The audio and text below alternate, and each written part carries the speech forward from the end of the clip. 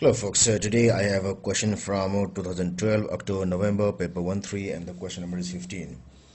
I thought that I had done this question but I hadn't, and this came into my realization when I saw in one of the Facebook groups this question posted by somebody from China. So anyway, so here's the solution. So it says that number 15, a hailstone, a piece of hailstone, initially stationary at the base of a cloud, so base of a cloud, falls vertically through the earth. The diagram shows the magnitudes and directions of the forces acting on the hailstone as it starts to drop. So it starts to drop. This downward arrow shows the gravitational force, weight. So this diagram shows the magnitudes of the forces at the start as it starts to drop. So at the very beginning its velocity is zero, so that's why the viscous force is zero, because the viscous forces depend on the value of velocity. Some of the forces depend on v, some of the forces v square, and so on. So upthrust and weight. So the weight is equal to mg, it should be more or less constant, and this upthrust also, it's equal to this upthrust force is equal to mass of air displaced into z.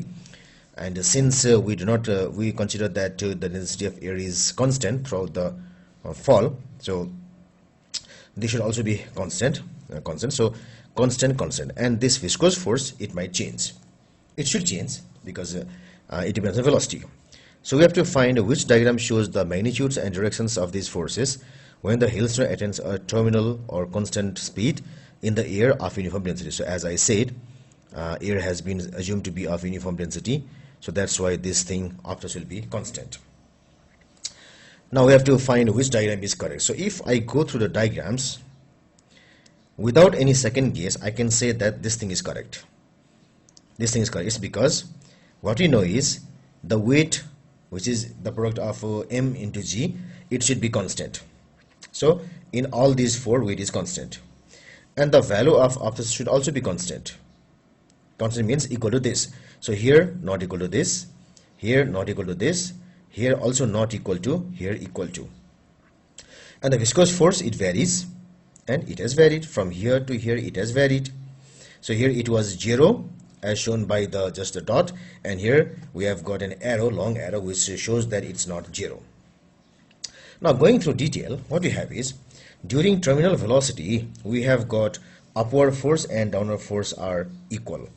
So during terminal velocity we should have F upward and F downward should be equal. So I can write it as F downward is equal to F upward, which gives us F downward is given only by the weight, so that's equal to weight equal to the upward force is composed of two of the things. One is the force of upthrust, which I say U, plus another is the F viscous. So when the body falls like this, upthrust will be always upthrust will be against the gravity, because it is the force applied by the liquid or air on the body, and viscous force will be always opposite to the direction of motion. So if it is falling like this, it should be up. So two forces are upward. Yes, it's okay. And what we have is the sum of these two forces should be equal to W. So that means vectorially what we have is the length of arrows representing this and this, this and this. The length of the arrows representing this and this should be equal to the length of the arrow representing this. Now in the first case we have got, so this arrow and this arrow almost same length, and this is 0. So this criteria is fulfilled.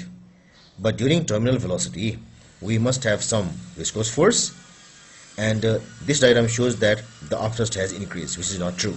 So this goes here. It seems that the sum of these two, if I place this arrow here, it somehow becomes equal to the sum, somehow becomes equal to this. But again it shows that upthrust has changed, which is not true. And here also if I add this, the sum somehow seems to be equal to this, but again it's the same thing here, it shows upthrust has increased, which is not true. And here if I place it here, the sum is equal to this, which means this, And also the value of upthrust has shown to be remain to be constant, and viscous force has increased. So choice number D is the correct choice. So D should be the correct choice.